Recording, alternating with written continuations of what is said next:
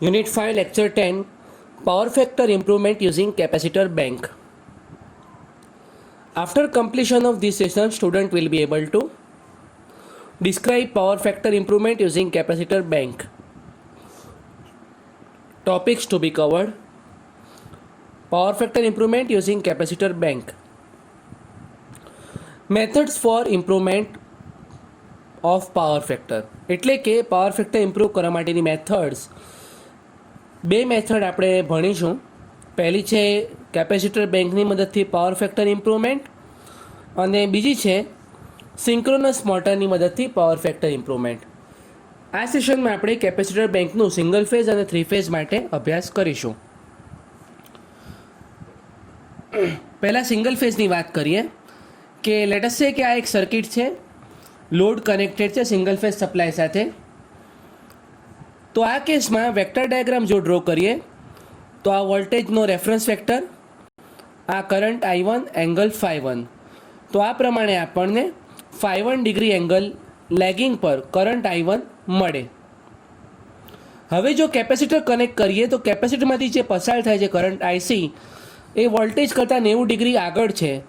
એના લીધે જે રિઝલ્ટન્ટ કરંટમાં શું ફેર આવશે કે I1માં એ ફેર આવશે આ પ્રમાણે કે આ જે છે I2 એ φ2 એંગલે નીચે આવશે. એટલે કે પાવર ફેક્ટર તમારું ઇમ્પ્રૂવ થઈ ગયું, તમારું જે લેગિંગ છે એ ઘટ્યું, એટલે કે it is near reference axis. તો તમારું પાવર ફેક્ટર ઇમ્પ્રૂવ થયું. તો આ છે સિંગલ ફેઝ માટે કેપેસિટર બેંકની મદદથી પાવર ફેક્ટર ઇમ્પ્રુવમેન્ટ, જેમાં કેપેસિટરને લોડની પેરેલલમાં આપણે કનેક્ટ કરીએ છીએ. 3 ફેઝની વાત કરીએ તો આપણે 3 કેપેસિટર કનેક્ટ કરવા પડે. પહેલો કેસ આપણે ડેલ્ટા લઈએ, બીજો કેસ સ્ટાર લઈએ. તો લેટ અસ સે કે 3 ફેઝ લોડ છે, RYB છે અને ત્રણેય ફેઝમાં એક એક એન્ડ કનેક્ટ કરી દો તો તમે પાવર ફેક્ટર ઇમ્પ્રૂવ કરી શકો. અને સ્ટાર કનેક્શન હોય તો એ જ પ્રમાણે ત્રણેય ફેઝમાં એક એક એન્ડ કનેક્ટ કરી દો. હવે પ્રશ્ન એ આવે કે આપણે કીધું કે આ પ્રમાણે લેટ અસ સે કે સિંગલ ફેઝ છે કે 3 ફેઝ છે તો તમે પાવર ફેક્ટર ઇમ્પ્રૂવ કરો છો, તો કેપેસિટરની વેલ્યુ કેટલી જોઈએ અથવા કઈ રીતે શોધવાની તો એ આપણે સમજીએ. Vector diagram for 3 phase. આ વોલ્ટેજ વેક્ટર છે.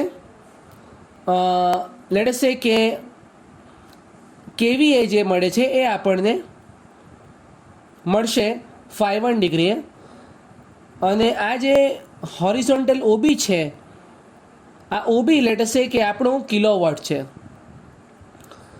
હવે આપણે જો KVAR આટલા મેગ્નિટ્યુડનું પ્રોવાઈડ કરીએ તો KVA1ના બદલે આપણને મળશે KVA2 જે φ1 એંગલે મળશે. એટલે કે અપેરન્ટ પાવર છે તમારું એ KVA1ના બદલે KVA2 મળશે. કેમ મળ્યું KVA2? કારણ કે આપણે KVAR રિએક્ટિવ પાવર સપ્લાય કર્યો.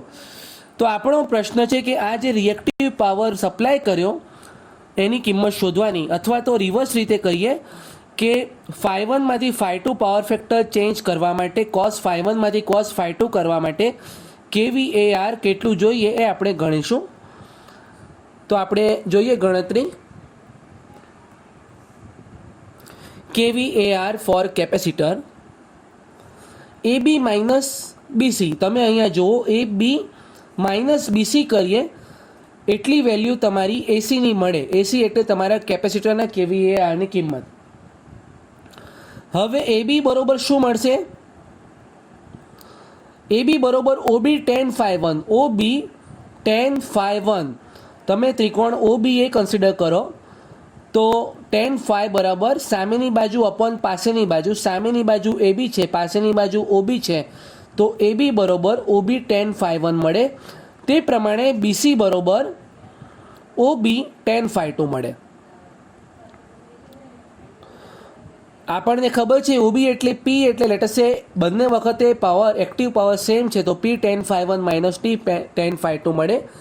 તો આ જે કિંમત છે, શરૂઆતનું પાવર ફેક્ટર એનું એંગલ છે φ1, અંતિમ પાવર ફેક્ટર છે એનું φ2. એટલે કે તમે બંનેનો ડિફરન્સ લો તો એ પરથી તમને એકચ્યુઅલી કેટલું કેવીઆર જોઈએ એ કિંમત તમને મળી શકે.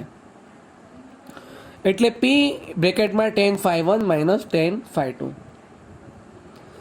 કન્સિડરેશન કેપેસિટરને કનેક્શન માટે શું ધારણાઓ કરવી પડે, બહુ ધ્યાનથી આપણે સમજીએ આને. કેપેસિટર છે લોડની નજીક હોવું જોઈએ.